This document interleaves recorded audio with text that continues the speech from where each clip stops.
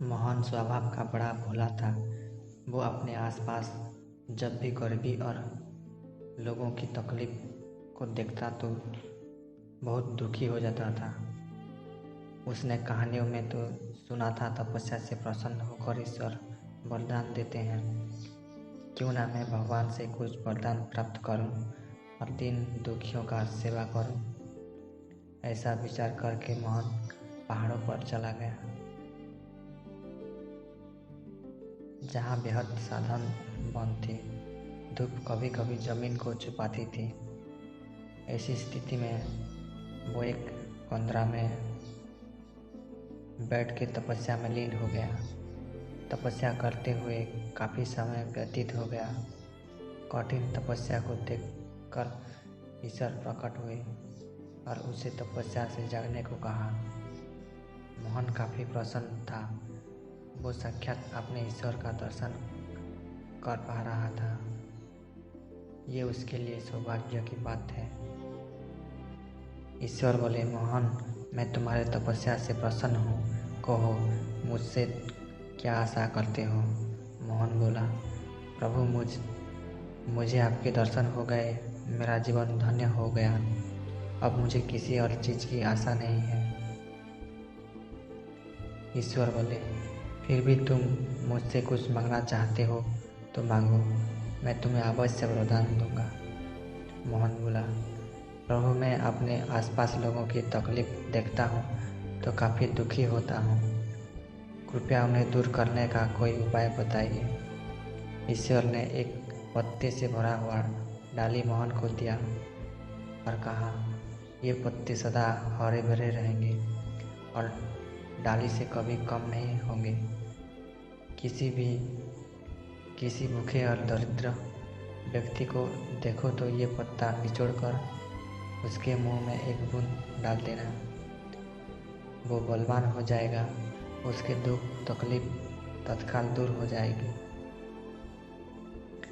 ऐसा कहते हुए ईश्वर अंतर्ध्यान हो गए। अब मोहन, जो अंततः मनुष्य ठहरा, उसके मन में नए नए विचार उत्पन्न होने लगे।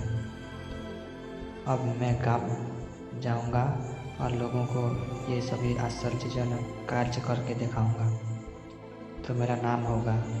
लोग मुझे गांव का सरपंच बना देंगे।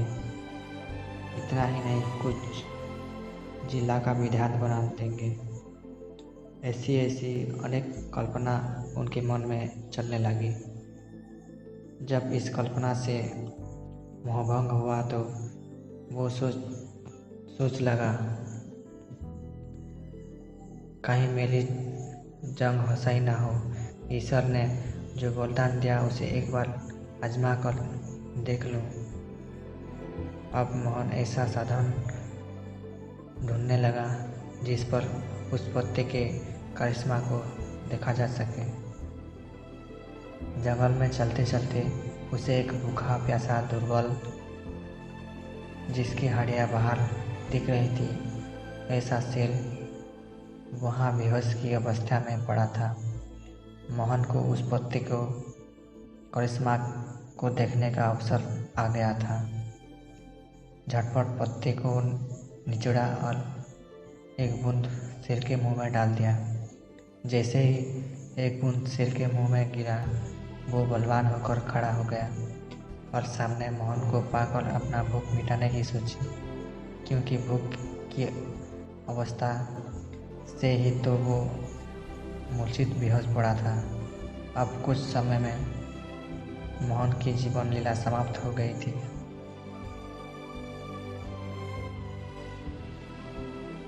महत्वाकांक्षी लोग क्षणिक स्वार्थ के लिए अपने विवेक खो देते हैं।